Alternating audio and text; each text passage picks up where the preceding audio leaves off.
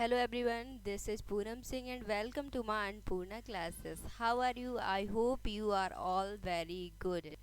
आप सबकी पढ़ाई कैसे चल रही है? बहुत ही अच्छी चल रही होगी और आप सभी बहुत ही डेडिकेशन के साथ अपनी पढ़ाई को जारी रख रहे होंगे, बहुत अच्छे से कर रहे होंगे। आज हम क्या डिस्कस करेंगे? आज डिस्कस करेंगे जो पेपर है यूपी टेट का 2016 में जो आया था ईवीएस का, उसको क्या करेंगे? डिस्कस करेंगे, बहुत अच्छे से करेंगे, सभी लोग डेडिकेशन के साथ करेंगे। चलिए आज की क्लास को स्टार्ट करते हैं।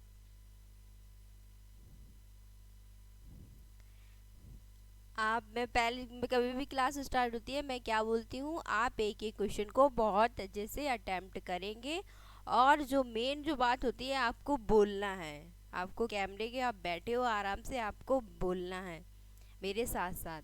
पहला क्वेश्चन आप पढ़ेंगे, क्या है कि शिक्षक की सबसे बहुमूल्य निधि, क्या आपसे बोला गया है? बहुमूल्य निधि है उसकी सेवा, वेतन, गर्व, छात्रों का विश्वास। ये क्वेश्चन बहुत ही अच्छा क्वेश्चन है, आप सभी इसका आंसर कर लेंगे, सभी लोग, ऑलमोस्ट ऑल। शिक्षक की बहुमूल्य निधि सेवा है, वेतन है, या गर्व है, या फिर छात्रों का विश्वास है। सबसे जरूरी क्या है जो एक शिक्षक को चाहिए होता है? सेवा। वो अपनी कंट्री को सर्व करता है, जो कुछ भी उसका परसेंटेज होता है उसमें। चलो मैंने आपकी बात ये मान ली, सेवा। वेतन, वेतन भी उसको मिलता है जो वो अपनी जो सेवा देता है, लोग उस पर गर्व भी करते हैं। लेकिन अगर आप एक क्लास के पर्सपेक्टिव से देखते हैं कि एक क्लास में सबसे ज़्यादा जो इम्पोर्टेंट होता है एक शिक्षक के लिए, बहुमूल्य जो निधि है वो क्या है? वो है छात्रों का विश्वास। सबसे ज़्यादा ज़रूरी होता है कि छात्रों का विश्वास, कि मैं, हाँ, मुझे टीचर पढ़ा रहे हैं, टीचर जी पढ़ा रही हैं, तो मुझे उन पे सबसे पहले क्या विश्वास करना चाहिए कि हाँ, जो वो पढ़ा रही हैं वो मेरे उद्देश्य का है और वो मेरे काम भी आएगा, मैं बहुत कुछ सीखूंगा। सबसे ज़्यादा ज़रूरी क्या होता है?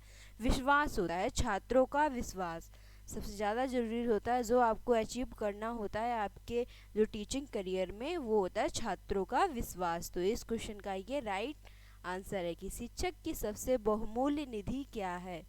छात्रों का विश्वास। ये आपको बहुत अच्छे से समझ आ गया होगा। अब नेक्स्ट क्वेश्चन को करते हैं।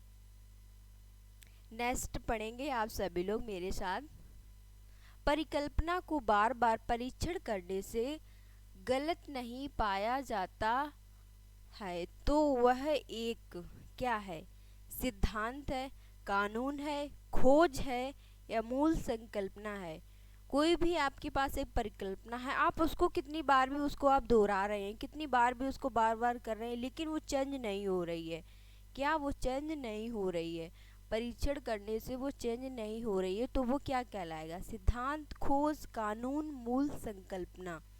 ये भी आप बहुत अच्छे से कर लेंगे। वो सिर्फ क्या होता है? वो प्रिंसिपल, सिद्धांत होता है, कभी भी चेंज नहीं होता है। एक बार जो सिद्धांत बन जाता है वो फुल टाइम रहता है, हमेशा के लिए। कितनी बार भी आप परीक्षण करोगे बट वो क्या है? वो चेंज नहीं होता है। क्या है?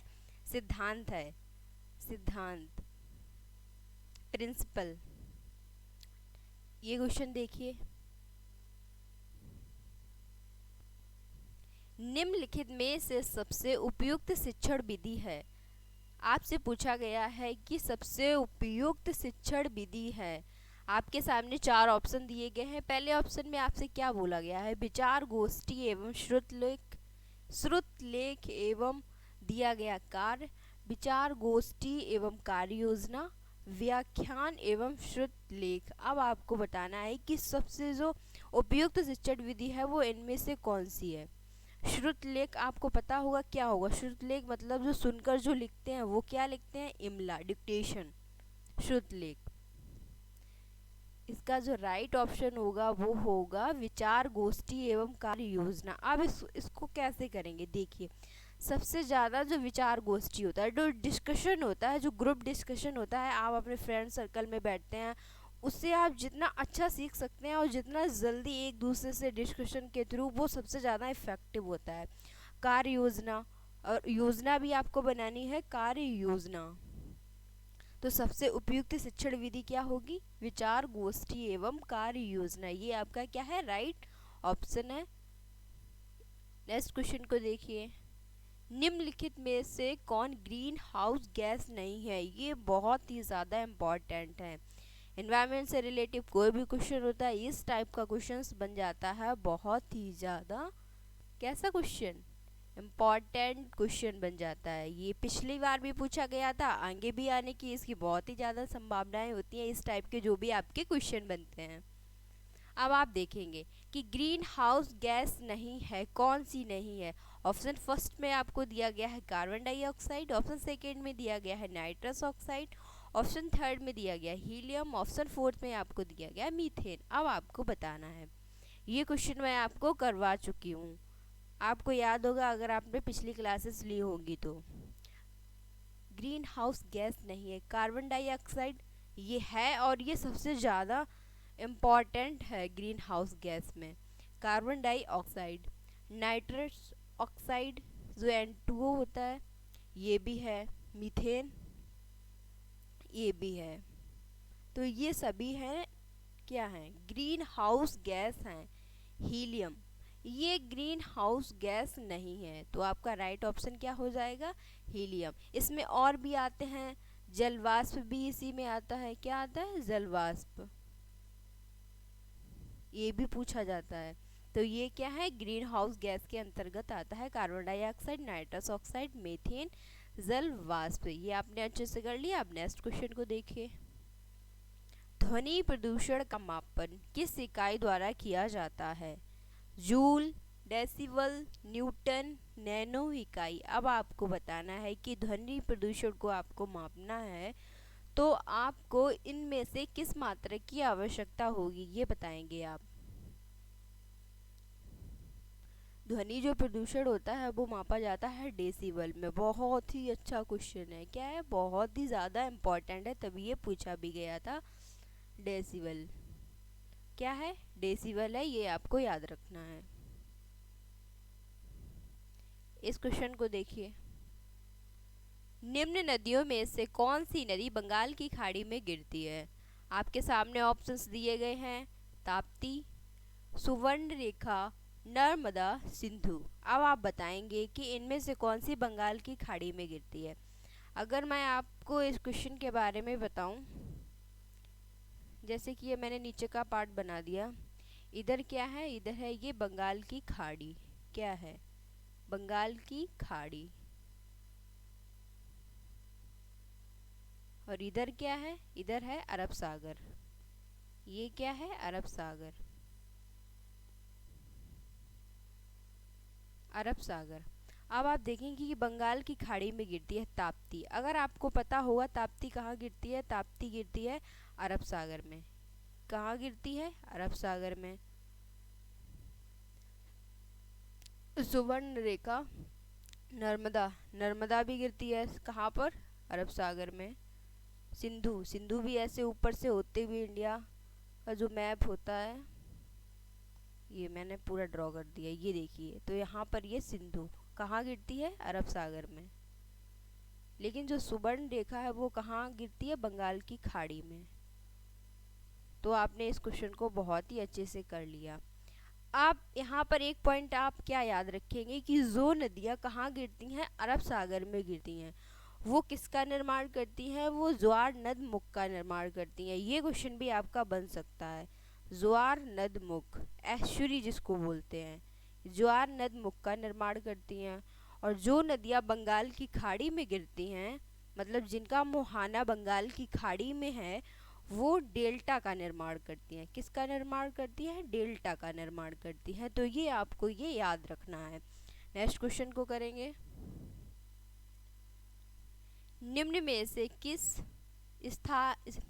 स्थलाकृति का निर्माण हिमानी द्वारा हुआ है?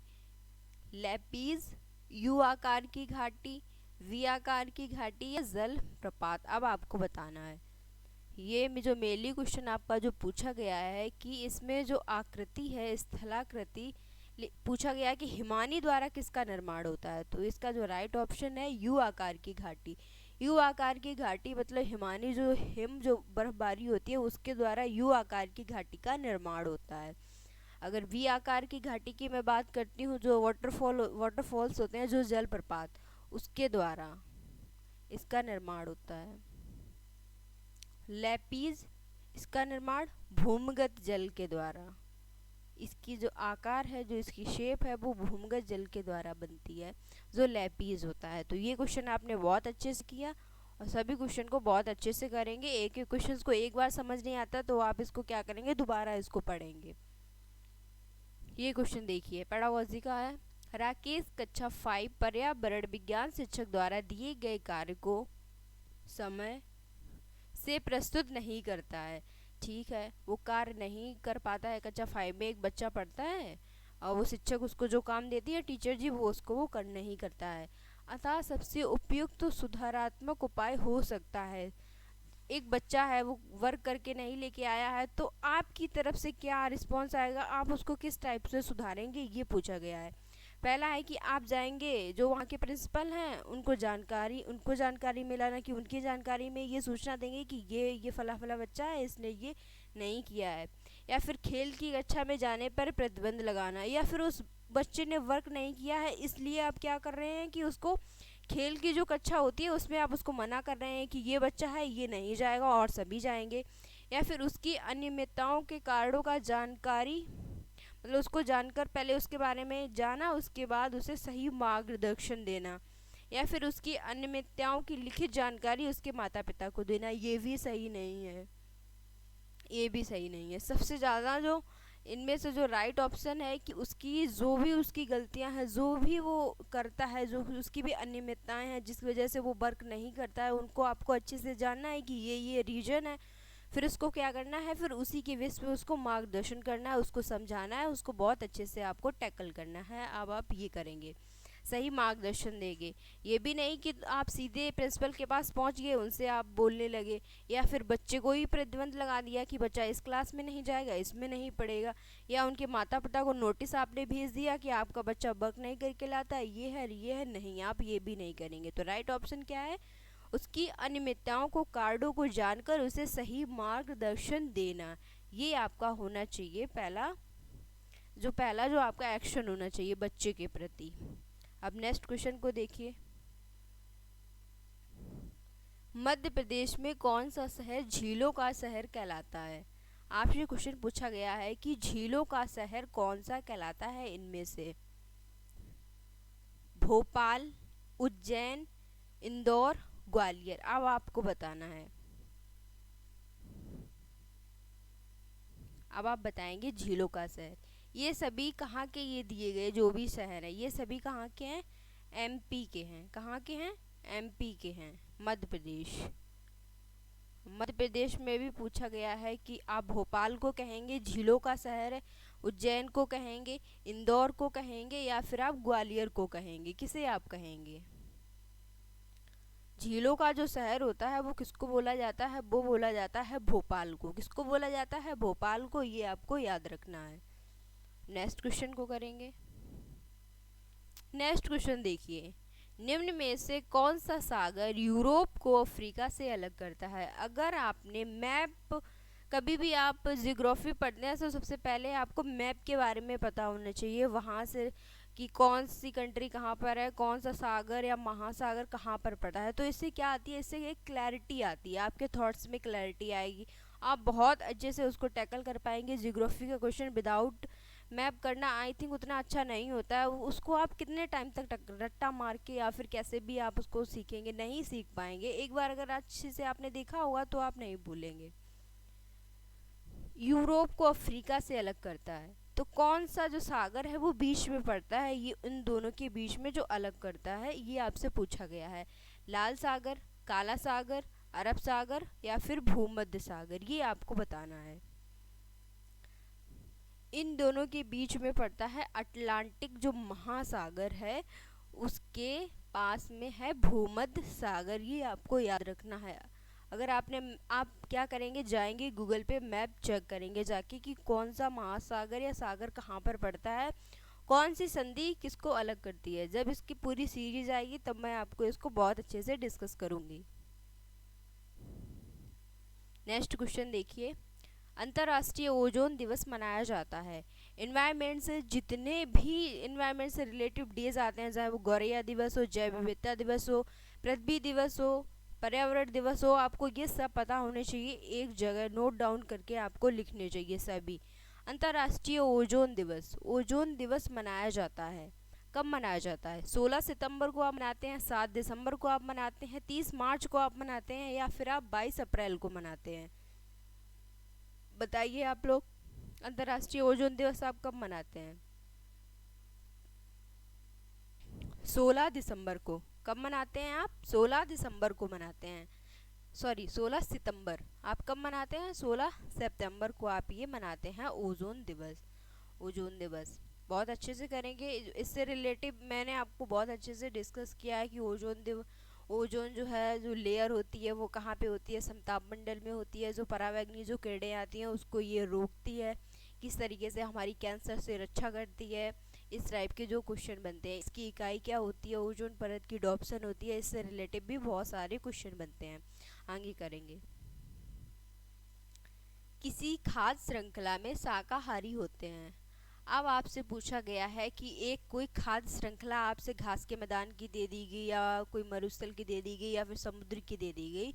तो पूछा गया है कि इस खाद्य श्रृंखला में शाकाहारी होते हैं प्राथमिक उत्पादक, द्वितीयक उपभोक्ता, अपघटनकर्ता, या फिर प्राथमिक उपभोक्ता।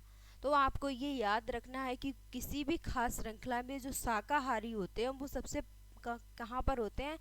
सब पहली पोजीशन पे होते हैं। कहाँ पर होते हैं? पहली पोजीशन पे होते हैं। प्राथमिक उपभोक्ता होते हैं। क्या होते हैं? प्राथमिक उपभोक्ता। क्या होते हैं? प्राथमिक उपभोक्ता शाकाहारी। ये आपको याद रखना है। इस क्वेश्चन को पढ़िए। निम्नलिखित ईंधनों में से कौन सा न्यूनतम पर्यावरणीय प्रदूषण उत्पन्न करता है?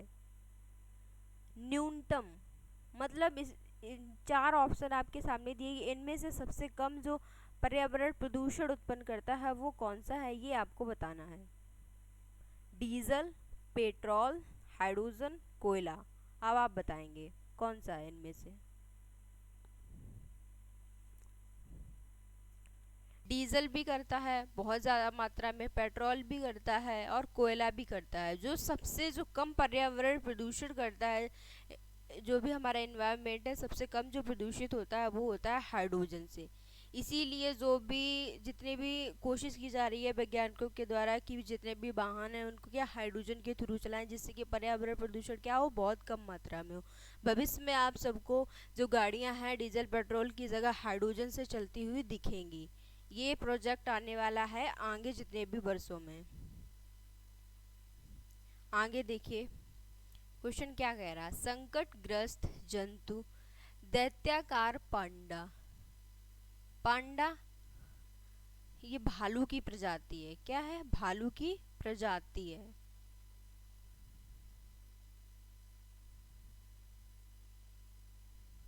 भालू की प्रजाति। संकटग्रस्त जंतु दैत्याकार पांडा पाया जाता है। कहाँ पर पाया जाता है? ऑस्ट्रेलिया में, भारत में, चीन में, या फिर ये ब्राजील में। कहाँ पर पाया जाता है ये आपको बताना है। तो दैत्याकार पांडा है ये कहाँ पर पाया जाता है? ये चीन में पाया जाता है। ये आपको याद रखना है। इस क्वेश्चन को देखिए। निम्नलिखित किस गैस के कारण भोपाल गैस त्रासदी हुई है? अपने यहाँ पर बहुत ही ज़्यादा मध्य प्रदेश के भोपाल में ये जो कांड हुआ था, कब हुआ था? 2 दिसंबर को हुआ था। रात को 1984 को ये कांड हुआ था। बहुत सारे लोगों की यहाँ पे मृत्यु हुई थी, जन धन सभी की बहुत बड़ी मात्रा में हानि हुई थी। तो ये जो भोपाल गैस त्रासदी हुई थी, इसमें किस गैस के लीक के कारण हुई थी? ये गैस थी मिथाइल आइसोसाइनेट। कौन सी थी? मिथाइल आइसोसाइनेट ये थी। तो ये आपको याद रखना है। इस क्वेश्चन को आप देखेंगे। किस देश में क्रिसमस का त्यौहार गर्मियों में मनाया जाता है?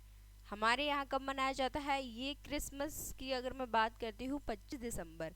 अपने टाइम पर 25 दिसंबर में क्या होती है? गर्मी पड़ती है या सर्दी पड़ती है? अपने टाइम क्या होती है? सर्दी होती है, भयानक वाली होती है, बहुत ज़्यादा पड़ती है। पूछ रहा है कि हमारे यहाँ चलो ठीक है क्या है, सर्दी है, लेकिन कहाँ पर गर्मी पड़ती है उस टाइम पर, वहाँ के टाइम जोन के अकॉर्डिंग गर्मियों में मनाया जाता है। जापान में भी नहीं, वहाँ पे सर्दी पड़ती है। भारत में भी नहीं, अमेरिका में भी नहीं। ऑस्ट्रेलिया में। कहाँ पर? जब अपने यहाँ पर सर्दी होती है 25 दिसंबर को, तब यहाँ पर क्या होती है, गर्मी होती है। तो ऑस्ट्रेलिया में गर्मियों में मनाया जाता है जो क्रिसमस डे 25 दिसंबर को। अब नेक्स्ट क्वेश्चन आप देखेंगे, गिर वन्य जीव अभ्यारण्य निम्न में से किस वन्य जीव का संरक्षण करता है? जो गिर वन्य जीव अभ्यारण्य है ये कहाँ पर है? गुजरात में है। कहाँ पर है? गुजरात में है। यहाँ पे किसका संरक्षण किया जाता है ये आपसे पूछा गया है। हाथी का यहाँ पर संरक्षण किया जाता है, सांप का यहाँ पर संरक्षण किया जाता है, या गैंडा का किया जाता है, या फिर शेर का किया जाता है, ये आपको बताना है। तो इसका राइट ऑप्शन है शेर। किस टाइप के शेर? एशियाई शेर, जो कहाँ पाए जाते हैं? भारत में। एशियाई शेर, इनका क्या किया जाता है? संरक्षण किया जाता है। इसके साथ साथ तेंदुआ का भी किया जाता है, सांबर का किया जाता है। इस टाइप के और भी वहाँ पर जानवर हैं। इस क्वेश्चन को देखिए, ग्रीन मफलर संबंधित है। ये बर्ड है ग्रीन मफलर, इसका संबंध किससे है? मृदा प्रदूषण से, वायु प्रदूषण से, ध्वनि प्रदूषण से, या फिर जल प्रदूषण से? ये आपको बताना है। अब आप बताएंगे, मैं थोड़ा सा आपको टाइम दे रही।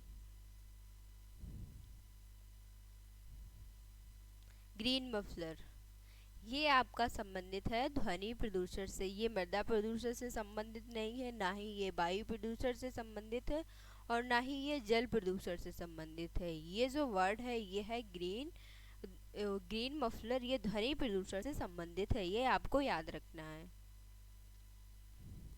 इस क्वेश्चन को देखिए, भू पारिस्थितिकी तंत्र में ऊर्जा का महत्वपूर्ण स्रोत है। इस क्वेश्चन को आप सभी लोग कर ले जाएंगे बहुत ही इजीली, बहुत ही अच्छी तरीके से, मुझे बताने की ज़रूरत नहीं है कि ऊर्जा का जो मुख्य जो स्रोत है सूर्य से मिलती है, पृथ्वी से, चंद्रमा से, शुक्र से। अब आप बताइए, जो पारिस्थितिकी तंत्र है, तो आप सभी को पता है कि जो ऊर्जा का जो मेन स्रोत है वो क्या है? वो है वन एंड ओनली सन।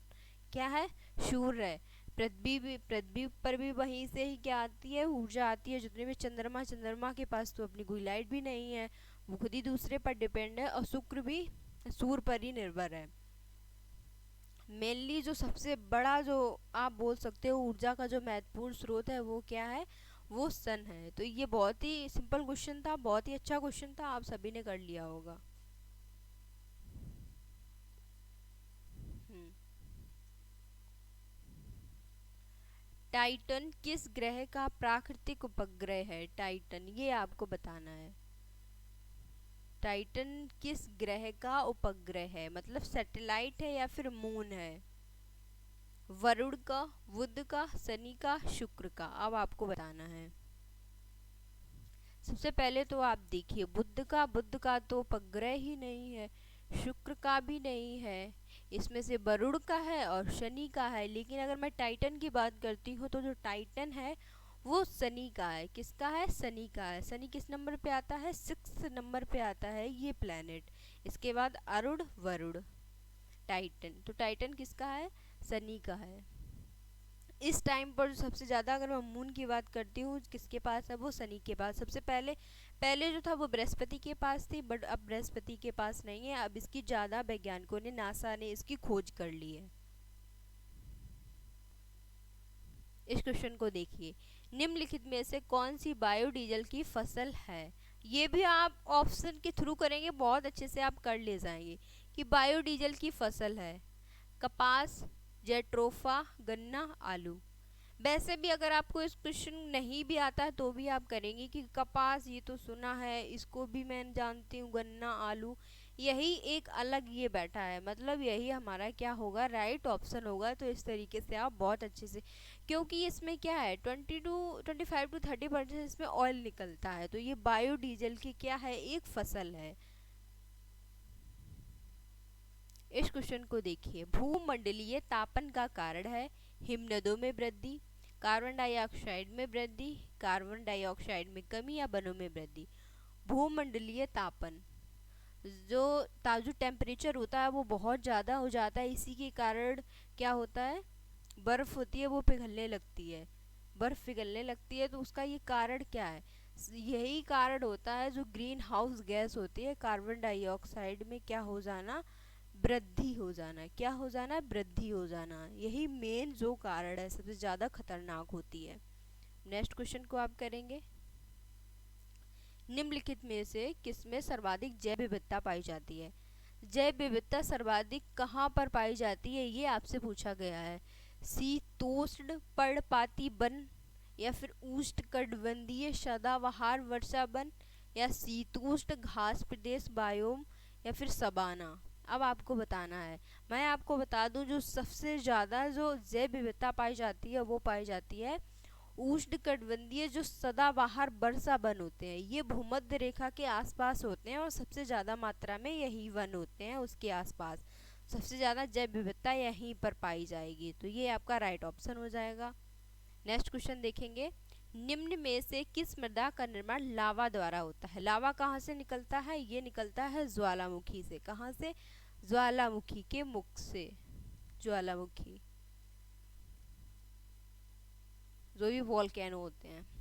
तो लावा के द्वारा किस मिट्टी का निर्माण होता है? लाल मिट्टी, काली मिट्टी, जलोढ़ मिट्टी, लेटेराइट मिट्टी, ये आपको बताना है। तो इसका ऑप्शन हो जाएगा काली मिट्टी। काली मिट्टी है, उसका जो निर्माण होता है वो किससे होता है? लावा के द्वारा होता है। जब वो वॉल्केनो आता है, लावा निकलता है, वो ठंडा होता है, उसके बाद जो परत जो जम जाती है उससे किसका निर्माण होता है? काली मिट्टी का निर्माण होता है। काली मिट्टी का क्वेश्चन पूछा जाता है कि इसको रेगुर मिट्टी के नाम से भी जाना जाता है। और इस मिट्टी में सबसे अच्छी जो फसल होती है वो किसकी होती है, किसके लिए जानी जाती है? कपास। कपास की खेती। ये आपका क्वेश्चन बनता है, तो आपको इसको याद रखेंगे। इस क्वेश्चन को आप करेंगे, वायुमंडल की कौन सी परत प्रकाश की परावैंगनी किरणों को पृथ्वी की सतह पर आने से रोकती है? पहला ऑप्शन समताप मंडल, दूसरा ऑप्शन क्षोभ मंडल, तीसरा ऑप्शन आयन मंडल, चौथा ऑप्शन मध्य मंडल। अब आप बताएंगे कि परावैंगनी किरणों को, अब आप सभी को पता होगा ओजोन परत। क्या? ओजोन परत, O3। ओजोन परत यही तो रोकती है पराबैंगनी जो भी किरणें हैं सूर्य से आने वाली। तो ये कहाँ पर पाई जाती है, किस मंडल में पाई जाती है? वही मंडल इसका आंसर होगा जो राइट, आयन मंडल में, मध्य मंडल में या क्षोभ मंडल में? ये पाई जाती है समताप मंडल में। कहाँ पर? समताप मंडल में। यही पराबैंगनी की किरणों को क्या करती है? रोकती है। इसका जो मात्रक होता है वो क्या होता है? डॉप्सन होता है।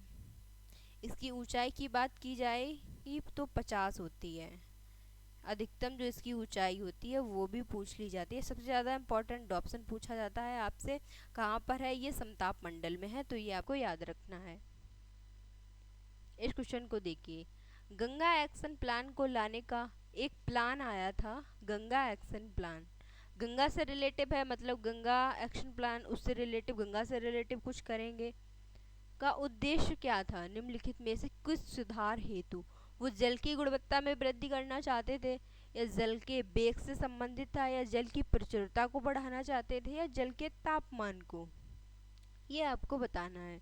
क्या सुधार करना चाहते थे? जो प्लान आया था गंगा एक्शन प्लान, इसके तहत इसका जो उद्देश्य था वो था जल की गुणवत्ता। क्या था? जल की गुणवत्ता। ये आपको याद रखना है।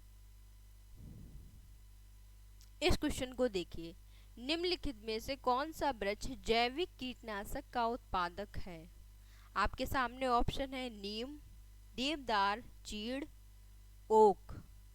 कीटनाशक का उत्पादक, जैविक कीटनाशक का उत्पादक, और ये बहुत ही ज़्यादा इससे जड़ी बूटी वगैरह मिलती है, बहुत ही अच्छा होता है। कौन सा है? देवदार। क्या है? देवदार है। आपने सभी क्वेश्चन को बहुत अच्छे से कर लिया, और सभी क्वेश्चंस को लगाइएगा। एक बार नहीं आप कर पा रहे हैं तो दूसरी बार करेंगे, पर बहुत अच्छे से करेंगे। एक एक क्वेश्चन को सभी को लगाएंगे। अगर ये पिछली बार ये आए हैं तो संभावना है कि इससे रिलेटेड थोड़ा बहुत घुमा फिरा के आपसे आगे भी क्वेश्चन पूछे जा सकते हैं। ये वीडियो आपको अच्छी लगती है तो आप क्या करेंगे, इसको लाइक करेंगे, शेयर करेंगे, सब्सक्राइब करेंगे। मिलते हैं नेक्स्ट वीडियो में, तब तक के लिए जय हिंद।